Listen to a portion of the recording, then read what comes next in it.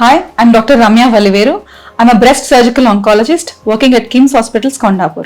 Breast cancer patients కి ఎవరికైతే మనం మొత్తం రొమ్ము తీయాలి, ఎవరికైతే మొత్తం రొమ్ము తీయవసరం లేదు, ఆర్ బ్రెస్ట్ కన్వర్జన్ సర్జరీ సరిపోతుంది అన్న విషయం ఈరోజు డిస్కస్ చేద్దాం. మోస్ట్లీ చాలా మందికి మనం రొమ్ము తీయాల్సిన అవసరం ఉండదు.